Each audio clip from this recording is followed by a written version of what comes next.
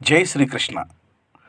Subscribers కోసం సరళమైన ముగింపు సందేశం ఏంటంటే, ప్రియమైన భక్తులారా, ఈ రోజుతో భగవద్గీత 3వ అధ్యాయం కర్మయోగం పూర్తి చేసుకున్నాం. ఈ అధ్యాయంలో శ్రీకృష్ణుడు అర్జునుడికి చెప్పిన ప్రధాన సందేశం ఏమిటి అంటే, మన జీవితానికి అన్వయించుకోవడం కోసం పని చేయకుండా ఉండటం కాదు, ఫలాపేక్ష లేకుండా ధర్మబద్ధంగా పనిచేయడం గొప్పది.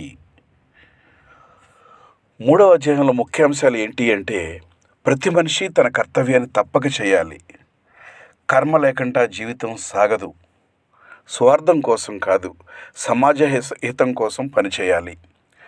కోరిక, కోపము మనిషి జ్ఞానాన్ని నాశనం చేస్తాయి. ఇంద్రియాలను నియంత్రించిన వారే నిజమైన యోగులు. భగవంతునికి అర్పణ భావంతో చేసిన పని బంధం ఇవ్వదు. శ్రీకృష్ణుడు మనకు నేర్పింది అది. పనిచేస్తూ కూడా ఆత్మశాంతి పొందవచ్చు.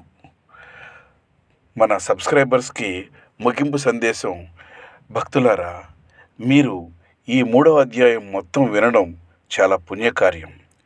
ఈ జ్ఞానం మీ జీవితంలో ధైర్యం, శాంతి, స్పష్టత తీసుకురావాలని మనస్ఫూర్తిగా కోరుకుంటున్నాను. ఇలాంటి మరిన్ని భగవద్గీత శ్లోకాలు, తాత్పర్యాలు వినాలంటే మా ఛానల్ సబ్స్క్రైబ్ చేసి బెల్ ఐకాన్ నొక్కండి. ఈ వీడియోను మీ కుటుంబ సభ్యులకు, మిత్రులకు తప్పకుండా షేర్ చేయండి.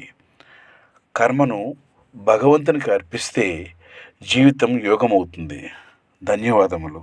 హరే కృష్ణ. జై శ్రీకృష్ణ. ధర్మో రక్షతే రక్షితః.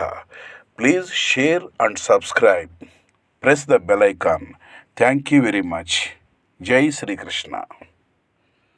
Jai Sri Krishna.